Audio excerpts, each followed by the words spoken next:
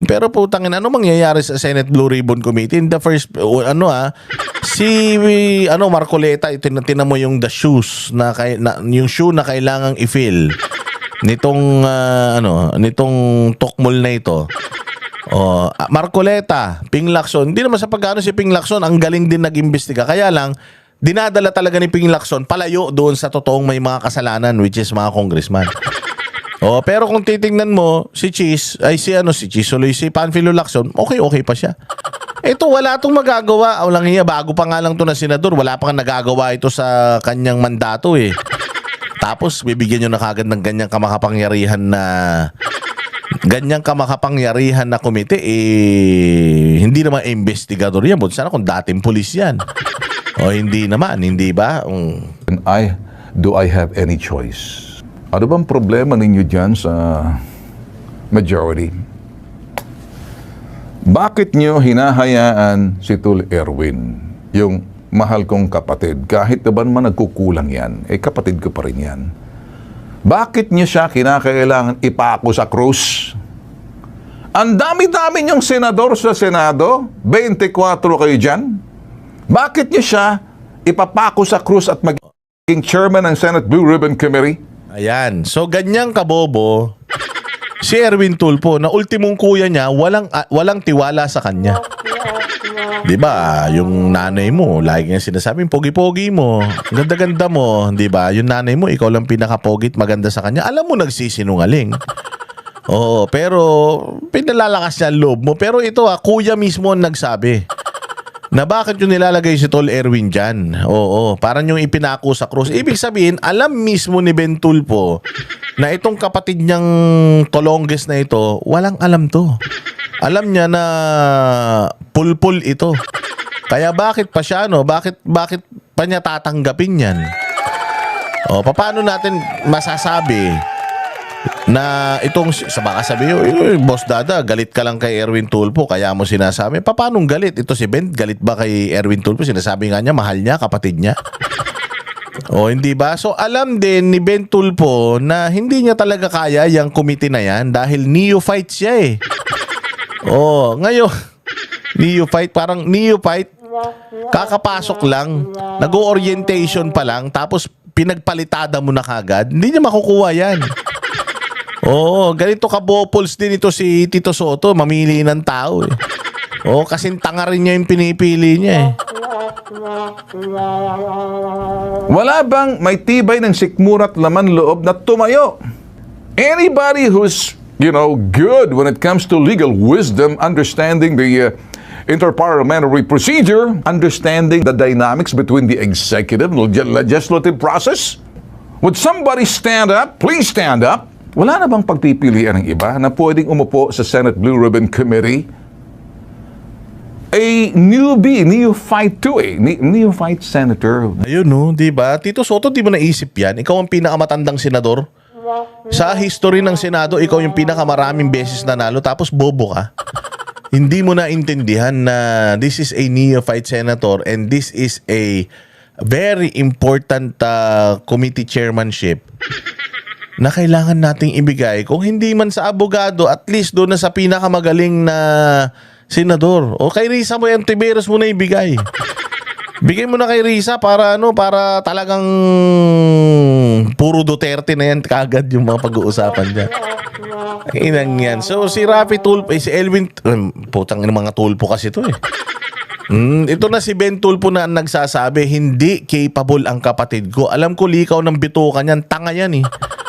Nung nag-aaral yan, alam ko kung gaano kahina ang utak niya, tas ilalagay nyo dyan, baguhan na senador. Hindi nga niya alam na ang batas hindi dapat binibenta, tas ilalagay mo siya dyan sa investigasyon na yan. Alak ng tinapay, anong gagawin ni Erwin Tulfo dyan? Titirintas ng bulbol? Magbubunot ng buhok sa ilong ng tutsang?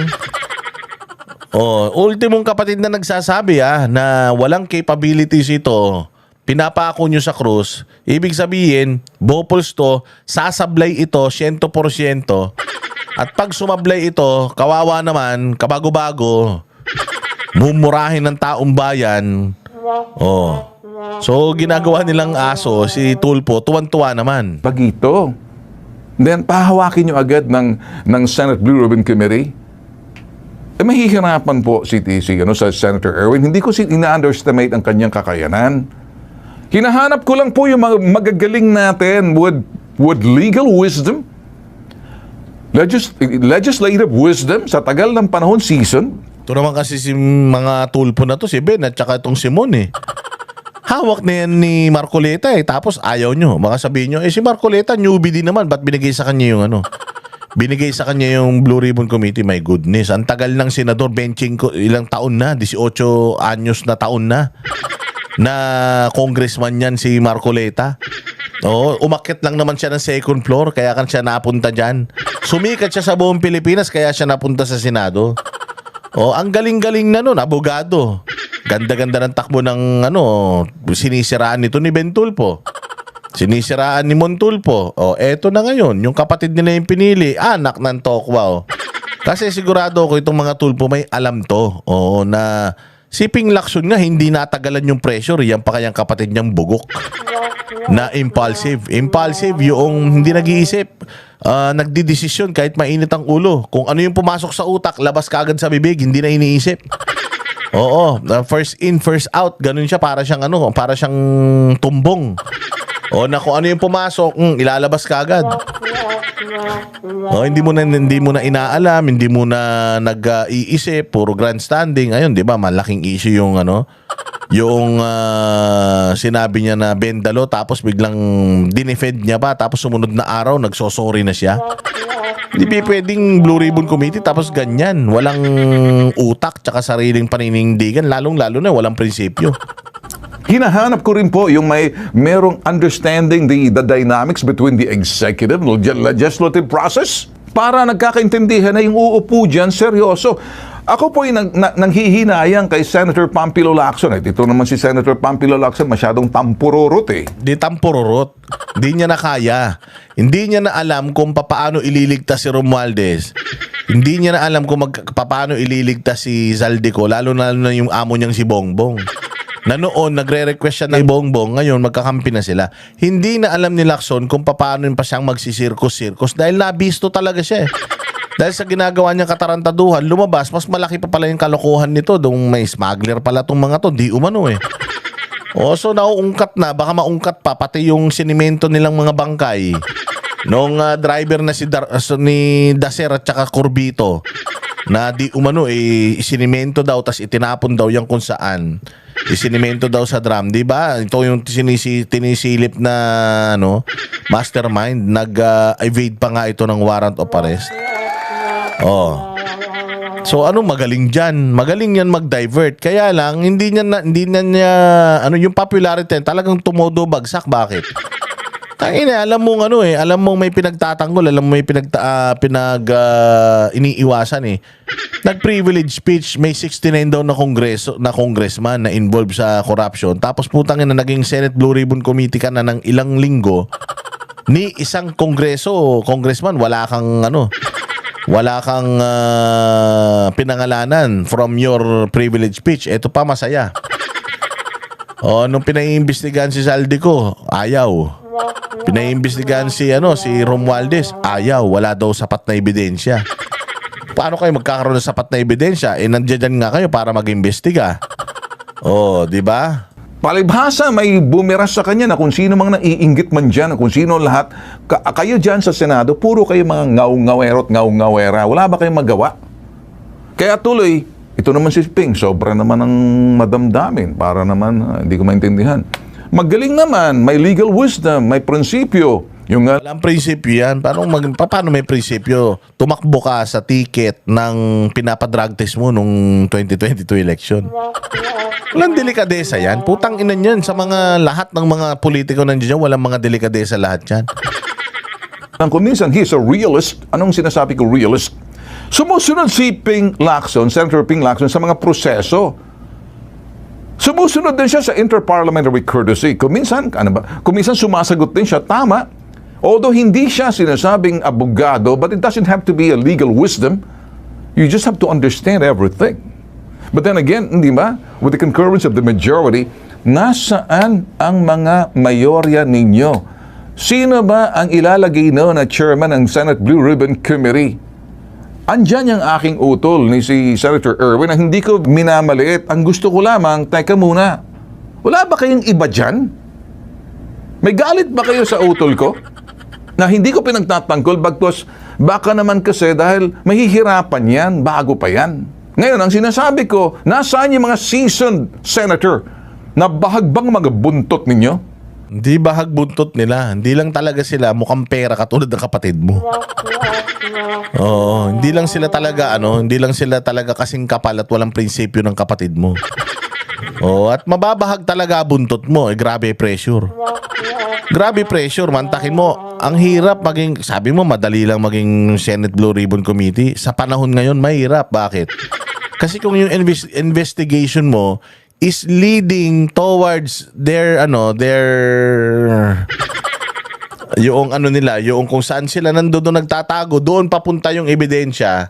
Tayo na machichis escudero ka. O, maiimbestigahan ka. Baka mamayan meron nag-donate sa'yo 5 piso lang pero may kaso pala, baka dahil dyan mayari ka pa. O, di ba? O, kaya, naku po. Andiyan ka naman, Pia Cayetano. O sige, nagdasal ka. O, gusto mo, sabayan kita magdasal? Yung pagdarasal na para ikaw makapag-isip na kung tatanggapin mo hindi. Eh, kaya ko rin naman magdasal. Titingala tayo sa langit. Nagpagtingala natin sa langit, para ikay maliwanagan. Tama naman yon. Pero napakatagal naman. Sana bilis-bilisan mong pagdasal. Na makita na mabigyan ka ng liwanag na tanggapin mo na. Sana ikaw, Kiko Pangilinan, abogado ka rin, tanggapin mo na. Wag na, putangin na yan. Pag tinanggap niya yan, lalo nagka-leche-leche Pilipinas, palpak nga daw itong mag-argumento eh. Paano mag-iimbestiga to? Diyos ko po. Sino pa bang mga natitira? Kung sakaling wala sa majority, di maghanap kayo sa minorya. Huwag na yung partisan na yan. Let it open kung sinong po pwede sa Senate Blue Ribbon Committee. Seryosohin po natin dito. Kaya tuloy, sinasabi ng Senator Erwin Tulfo, ay kung walang kukuha rito, acting chairman, then I have no choice. Gusto niyo ba ng Senate Blue Ribbon Committee chairman? Napilitan lang? Napilitan tanggapin dahil wala daw matibay sikmura at laman loob, puro kayo mga sangkatarbang mga duwag dyan.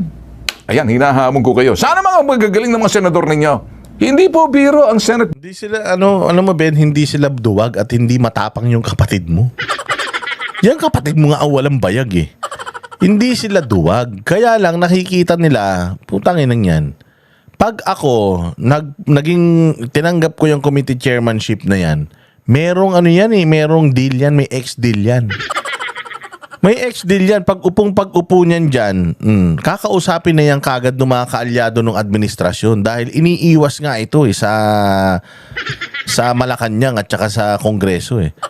Oh, so, uupo siya dyan. Tapos sasabihan din siya na ito direksyon mo dito ka papunta Kaliwa, wag kang kakanan nakikita mo, nasa kanan yung tamang daan. Oh, ikaw, papayag ka ba na magtatanga-tangahan ka? Walang mga senador ang gustong tumanggap ng Senate Blue Ribbon ngayon kasi naging corrupt na din. Naging mapang-abuso na. At masisira ang isang magandang reputasyon kapag umano rito. Sumama dyan sa hinayupak na siyang naging Blue Ribbon chairman. Oo, magiging yan. Masisira ang karir. Ngayon, dahil tanga tong kapatid mo tsaka pasikat din, dunong-dunungan, galing-galingan, ganyan naman kayo mga tulpo. Pera ikaw kasi magaling talaga to si Ben Tulfo nakausap ko na to. Napakausay nito. Pero yung dalawang kapatid, si Erwin tsaka si Rapi, wala yun. Wala yun. Mahilig lang papogi lang yung mga yan. Puros. Oo, ayaw ko na magsalita. Ay, alam ako, kaya lang ayaw ko na sabihin. May magagalit sa akin pero ano lang talaga, hindi matapang yung kapatid mo, makapalang mukha, at saka alam naman natin na alyado yan ni Bongbong.